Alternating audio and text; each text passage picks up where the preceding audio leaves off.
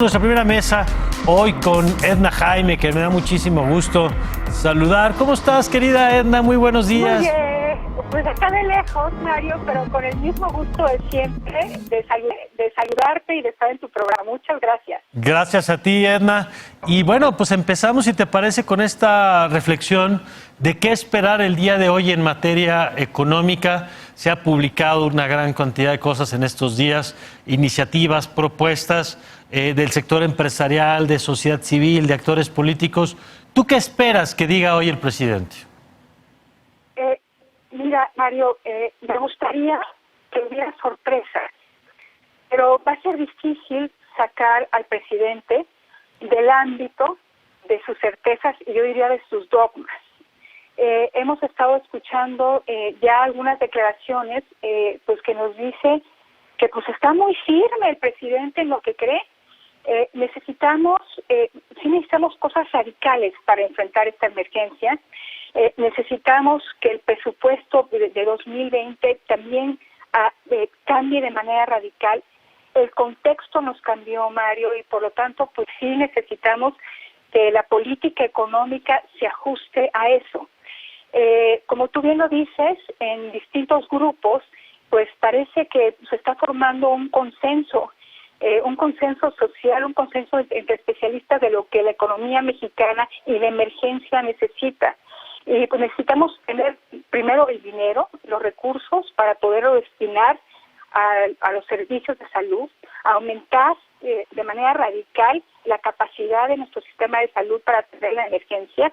Eso requiere recursos y requiere de capacidades para poder gestionar estos recursos de manera acelerada, pero por otro lado necesitamos proteger a la gente, a los mexicanos que se van a ver afectados por el cese de actividades económicas. Entonces necesitamos un Estado, instrumentos del gobierno federal muy bien dispuestos, recursos, y para eso necesitamos hacer cambios importantes, Mario. Mira, pues lo primero, decir que pues necesitamos encontrar la liquidez, los recursos.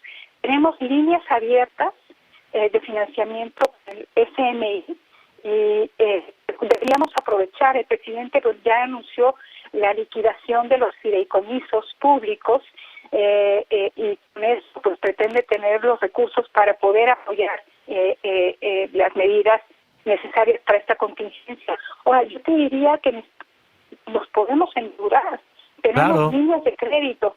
Ahora, una vez teniendo los recursos, Mario, necesitamos tener claridad de a dónde se destinan.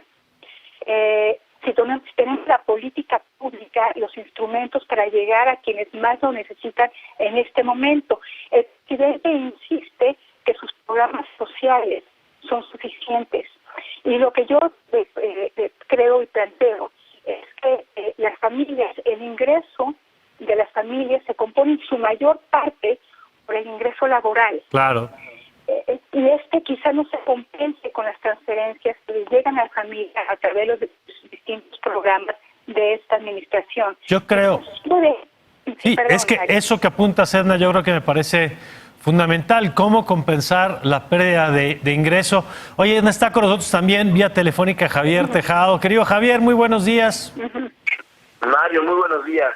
Oye, pues te haría la misma pregunta que ahorita nos contestaba Edna. ¿Qué esperas tú de hoy, del mensaje del presidente? Que decíamos, si bien es uno de estos informes que periódicamente ha dado, la realidad es que hoy sí tiene un significado particular por la expectativa de este paquete de apoyo a la economía. Decía Edna Jaime ahora desde el tema potencial de la deuda como un recurso que en este contexto se justificaría. Está este tema del fideicomiso, pero está el tema también de para qué destinar esos recursos, con qué transparencia, con qué controles. ¿Qué esperarías tú hoy, Javier? Bueno, yo primero esperaría un gobierno federal unido. Ha trascendido en últimas fechas una enorme desunión entre el gabinete federal, entre, digamos, rudos y técnicos, con muchas filtraciones de posibles renuncias al tema. También hemos visto que mientras la Secretaría de Salud va en un sentido, como que el presidente el día siguiente como que le baja una rayita más, como que no es tan importante las instrucciones de salud. Y luego también pues vemos como que en muchas ocurrencias, por ejemplo, te dicen que van a comprar ventiladores como ya no hay en el mundo, pero estás viendo un sistema de salud que aún no arranca propiamente la fase 3 en México, y ya ves hospitales como en Coahuila del IMSS completamente colapsados. Yo sí creo que se requiere no retórica, sino se requiere dar un mensaje claro, fuerte, unido, y con la mejor de las experiencias en materia de salud y financiera que hemos visto en el mundo. Ya en estos momentos, México es de los últimos países en llegar a la etapa, digamos, más crítica de las epidemias. Sabemos qué ha funcionado y qué no ha funcionado en otros países, tanto en materia de salud como en tema financiera. Que veremos que no haga lo que dice una propuesta no ortodoxa, lo queremos que sean cosas que funcionen. Y nada más como referente, y por ejemplo le están pensando medidas como la que se anunció creo que el jueves o viernes, que para radio y televisión iban a ceder en los tiempos fiscales, o una parte de los tiempos fiscales, pues al día de hoy, en el momento que ese decreto pues no aparece por ningún lugar, pero tampoco es como lo anunciaron en la práctica. Lo comenté en un artículo en Universal. No, digamos, él dice que para que la radio y la televisión tengan más comercialización, y pues no es el caso. Entonces sí se requiere que no haya ocurrencias, se requiere que haya un informe serio, y yo creo que este es el informe más importante que ha dado el presidente desde que ganó el gobierno de la República, a las 5 de la tarde. Por cierto, no han ordenado cadena nacional, es que será una transmisión completamente voluntaria. Ok. Oye, y retomando esto, Edna, esto que apuntaba Javier ahora, decía, no ocurrencias, no debates o no pleitos internos, y ahí te preguntaría, ¿qué tipo de medidas entonces son las que servirían para mitigar estos efectos económicos de los que hablabas antes? Porque tú decías, y creo que con razón, que la mera transferencia de recursos en el marco de los programas que ya conocemos, como esto de adelantar a los adultos mayores, por ejemplo, el siguiente bimestre, pues está bien, no es que a nadie le sobren los 2.500 pesos que le adelantaron, pero frente al tamaño de la bronca no alcanza. Entonces te pregunto, Edna, con tu experiencia, ¿qué tipo de acciones serían las que le darían a la gente que nos está viendo, sean empresas pequeñas, sean trabajadores independientes o sean incluso personas de la economía informal, pero que dependen de la economía que está en las calles y que hoy está parada? ¿Qué tendría que anunciar hoy el gobierno federal? Mira, Mario, primero un esfuerzo monumental para enfrentar una crisis monumental. Los precriterios de política económica que se presentaron hace unos días, pues la verdad se quedan cortísimos. Me preocupa porque países como Brasil, como Chile, están destinando 4 puntos del PIB, 5 puntos del PIB a atender esta emergencia. En México están planteando un poco más de gasto que no alcanza a ser ni el 0.25% del PIB. El presidente sigue insistiendo en sostener dos bocas. 2019, para poner un ejemplo, de cada 100 pesos que se invertían, 50 fueron para Pemex, 3 pesos para salud, Mario. Y de esos 3 pesos para infraestructura en salud, se subejercieron más o menos un 65%.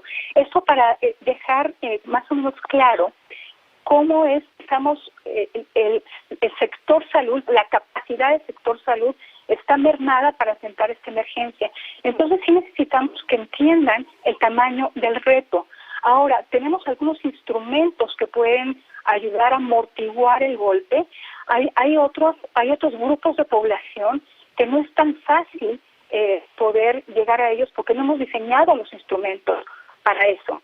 Entonces, creo que conservar las fuentes de trabajo es primordial. Hay que entonces hacer paquetes para que las empresas puedan sortear estos tiempos difíciles, la postergación del pago de impuestos, dar facilidades para el pago de impuestos, para los pagos a la seguridad social. Sería también bueno que recibieran algún tipo de apoyo a través de financiamiento blando. Todo esto para preservar las fuentes de empleo. No estamos salvando a los ricos, estamos salvando a los millones de mexicanos que salen todos los días a tratar de ganar un sustento y que tienen un ánimo de emprender y que tienen que sortear muchísimas dificultades, Mario. Ellos necesitamos apoyarlos porque necesitamos que esas fuentes de empleo se conserven. Y tenemos que afinar nuestros instrumentos para llegar a las poblaciones más vulnerables. Los programas sociales del presidente sin duda van a ser un complemento, un ingreso relevante para las familias. No alcanzan a compensar lo que se va a perder por ingreso laboral. De acuerdo. Entonces sí es muy importante tener la política pública y los instrumentos correctos, además de contar con los recursos, Mario. De acuerdo. Es una situación de emergencia.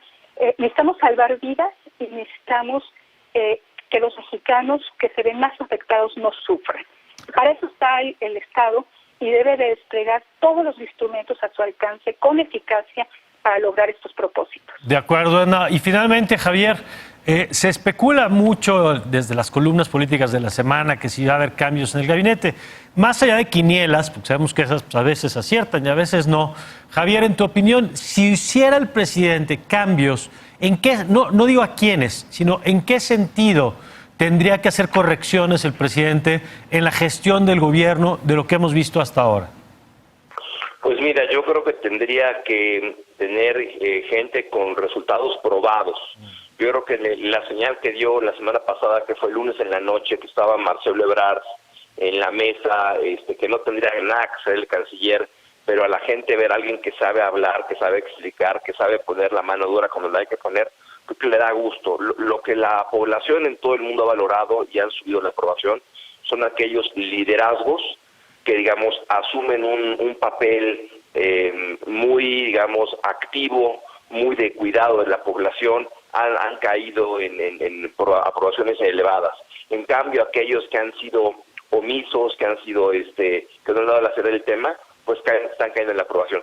Yo espero si haya ajustes, sea gente probada, gente que tome el toro por los cuernos, y sobre todo que no sea un tema que últimamente es un presidente algo radicalizado, que si es una enfermedad que nos viene con el dedo. Aquí no es momento de, digamos, de filas y fobias, no es momento de ver qué te sirve para tu estrategia o político electoral. Aquí es momento quién va a dar resultados a una crisis de salud y sobre todo económica, digamos, muy, muy importante, donde somos al día de hoy la moneda de todo el mundo que más ha devaluado en este contexto. Así es. Pues muchas gracias, Javier. Gracias, Mario. Gracias, Edna. Y Edna, muchas gracias, como siempre, por la oportunidad de platicar contigo. Vamos a ver qué anuncia el presidente y ya lo estaremos analizando, si nos lo permites. Muchas gracias.